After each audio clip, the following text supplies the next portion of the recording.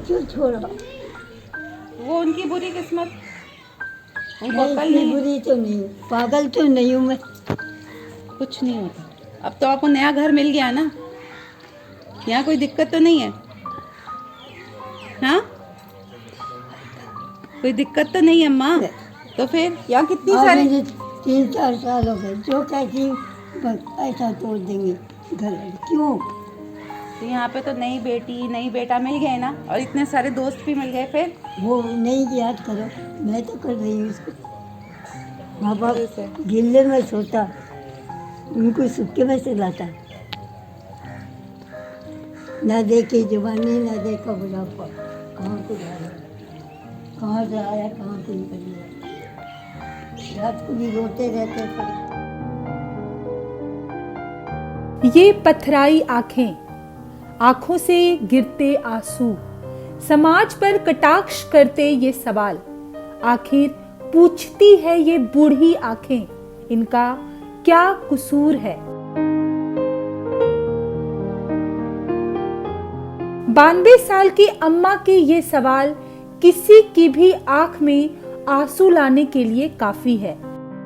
शायद इन सभी माँ बाप का यही कसूर है कि इन्होंने अपना पेट काटकर अपने बच्चों को पाला, बच्चों की जरूरतें पूरी हो सके उसके लिए अपनी इच्छाएं कुर्बान कर दी, बच्चों को अच्छी तालीम, अच्छी सहूलियत मिल सके इसलिए अपनी जवानी कर्म की भट्टी में झोंक दी, और बदले में इनको क्या मिला?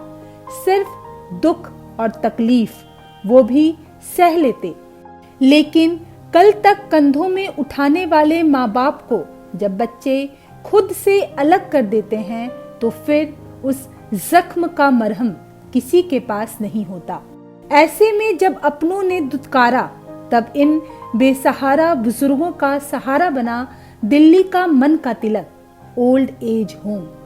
विशेस एंड ब्लेसिंग संस्था ओल्ड एज होम के साथ बच्चों के अनाथालय और देख पाने में असमर्थ दिव्यांगों की भी देखभाल करती है। विशेस एंड ब्लेसिंग संस्था की स्थापना दिल्ली में गीतांजलि चोपड़ा ने अप्रैल 2014 में की थी। पीएचडी स्कॉलर डॉक्टर गीतांजलि कई किताबें लिख चुकी हैं और पढ़ाने का काम भी कर चुकी हैं। समाज के प्रति कुछ करने की लगन की वजह से उनका जुड़ाव समाज सेवा की तरफ हुआ और फिर विशेस एंड ब्लेसिंग्स जैसी संस्था सामने आई। जो लोग मदद करना चाहते हैं और जिन लोगों को मदद की दरकार है उनके बीच ये संस्था एक पुल का काम कर रही है। हमारा प्रयत्न ये रहता है कि जिन लोगों को सहायता की ज़रूरत है और जो लोग सहायता कर सकते हैं, इन दोनों लोगों को, ऐसे अलग अलग लोगों को हम साथ में मिलाएं ताकि जो मदद करना चाहते हैं वो मदद कर सके और जिनको मदद चाहिए उनको ही मदद हो सके। तो जो डोनर्स हैं और जो बेनिफिशरीज़ हैं, जो मदद करना चाहते हैं और जिनको मदद की ज़रूरत है, विशेस एंड ब्लेसिंग्स वो प्लेटफॉर्म प्रोवाइड करता है जिनसे ये दो लोग मिल सकें। और हमारा काम यहाँ से शुरू होता है कि हम इनको मिलाएं, बट हम इस पूरी प्रोसेस को ओवरसी भी करते हैं इसके हिसाब से, क्योंकि मदद तो हर किसी को चाहिए होती है, उसकी कोई सीमा नहीं होती उम्र की, या कोई कौन से कास्ट से है या कौन सी जेंडर से है। तो जब से हमने काम शुरू किया है, हमारे जो सबसे छोटा मेंबर है जिसकी सहायता हुई है वो चंद महीनों का है अब, क्योंकि हमने उसकी बर्थ प्रोसेस को फैसिलिटेट किया है। और जो सबसे ओल्डेस्ट मेंबर है वो यहाँ पे बैठी हुई है मेरे पीछे, चंपिया अम्मा, ये 92 इयर्स की हैं। दिव्यांग बच्चों की देखभाल से विशेस एंड ब्लेसिंग्स की शुरुआत हुई, फिर अनाथ बच्चों के लिए अनाथालय और बेसहारा बुजुर्गों के लिए मन का तिलक नाम से ओल्ड एज होम चला रही है। मन का तिलक विशेस एंड ब्लेसिंग्स का ही वृद्धाश्रम है। विशेस एंड ब्लेसिंग्स 2014 में स्थापित किया था मैंने, अप्रैल 2014 में। 4 साल के बाद अप्रैल 2018 में इस जगह का मनका तिलक का हमने स्थापना की थी और तब से ये यहाँ पे चल रहा है। विशेस एंड ब्लेसिंग्स और भी काफ़ी प्रोजेक्ट्स करते हैं। हमारे दिल्ली में 20 सेंटर हैं और अब हमारे 4 और शहरों में भी काम है। चेन्नई में हम काम करते हैं, कलकत्ता में करते हैं, जमशेदपुर में करते हैं और दिल्ली में करते हैं। वृद्ध आश्रम की सुख सुविधा और मिल रहे प्यार ने इन बुजुर्ग माँ बाप को अपनों से मिले जख्मों को भी भर दिया है। अब वो यहाँ खुशी खुशी एक परिवार की तरह रहते हैं। आज आप यहाँ मनका तिलक मेरे old age home wishes and blessings के ओल्ड एज होम में हैं, वृद्धाश्रम में। यहाँ पे हम ये अप्रैल 2018 से चला रहे हैं। ये ऐसे लोगों के लिए घर है जिनके बच्चों ने, ग्रैंड चिल्ड्रन ने उनको घर से निकाल दिया है, उनको मार पिटाई की है, कोई जगह नहीं है जाने की, तो इसीलिए हमने उनको इस घर में रखा है अपना घर समझ के। बहुत प्यार से सारी जितनी भी फैसिलिटीज़ हैं, खाने की, रहने की, एंटरटेनमेंट, रिक्रिएशन, मेडिकल, सब फ्री ऑफ कॉस्ट है और हम यहाँ पे एक बड़े परिवार की तरह रहते हैं। लड़की छोड़ गई, 2 रोटी पराठा सुबह को, कभी तो दूसरे चावल, कभी डबल रोटी। घर से आया तो दुखी लगते था। अब मेरे को केदार वगैरह सब प्यार करने लग गया, जीनत वगैरह प्यार करने लग गया, रश्मि वगैरह प्यार करने लग गया। कितु आता है जाता है तो मेरे को अच्छा ही लगा, जैसे हम सोच रहे हैं अपना घर ही है। किराए पर इधर मकान मालिक थोड़ा परेशान करती, पानी नहीं उठाना हमसे तो होता नहीं है, सारा दर्द। इसलिए मैंने केदार ने मेरे को मिला है बैंक में, बोला यहाँ पर फ्री में मिलता खाना घर वगैरह से, करके मैंने यहाँ पर आ गया। अभी तो मैं खुशी से रहता, सबको बस मिल। यहाँ सिर्फ बेसहारा लोगों की ही नहीं बल्कि बीमार लोगों की भी मदद की जाती है।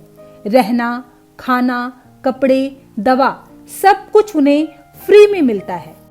हम बच्चों के साथ काम करते हैं, बुज़ुर्गों के साथ काम करते हैं, जिसको भी सहायता की ज़रूरत है उसके साथ काम करते हैं। हमारे 20 सेंटर हैं दिल्ली में जिसमें हम स्ट्रीट चिल्ड्रन को एजुकेशन देते हैं, होमलेस लोगों को खाना देते हैं।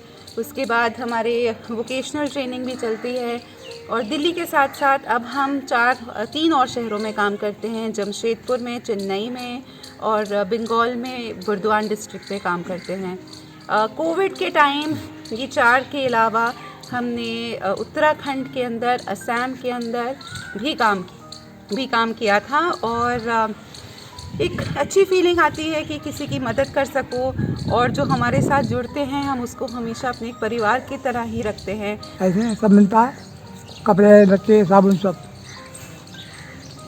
देने को आराम है। मैं ओखला से हूँ, ओखला हर किस घर में काम करता था रेडीमेड का, और वहाँ सांस फूलना चालू हुई। वहाँ से आया डिस्पेंसरी, क्या नाम है उसका, नेहरू होम्योपैथिक जी मेडिकल कॉलेज में, वहाँ था। वहाँ से यहाँ का पता चला और यहाँ आया। वृद्धाश्रम में ऐसे भी लोग हैं जिनके बच्चे उन्हें नहीं छोड़ना चाहते, लेकिन यहाँ के माहौल और प्यार से वो आश्रम के ही होकर रह गए। मैं लड़की के पास रह जाती, लड़की तो मेरे को छोड़ा नहीं है। अभी तक मेरे को 3 टाइम फ़ोन करती है, फ़ोन नया फ़ोन दे रहा है, मेरे को 3 टाइम फ़ोन करती है। कलकत्ता से फ़ोन आता है हमारा, रात 10 बजे आएगा, 11 बजे आएगा, तो हिसाब से फ़ोन आती है। मेरे को लड़की नहीं छोड़ती, मेरे लड़की बहुत प्यारी है। बुजुर्गों को कोई तकलीफ ना हो, इसके लिए बाकायदा एक प्रोग्राम ऑफिसर उन्हें आने वाली दिक्कतों और ज़रूरतों का पूरा ध्यान रखती है। मैं यहाँ सारे अरेंजमेंट्स देखती हूँ, जितने भी डोनर्स वगैरह हैं, स्पेशल लंच जो होते हैं, उन सब चीज़ों को लुक आफ्टर करती हूँ। यहाँ किसी चीज़ की कोई प्रॉब्लम तो नहीं है, किसी चीज़ की कोई ज़रूरत तो नहीं है।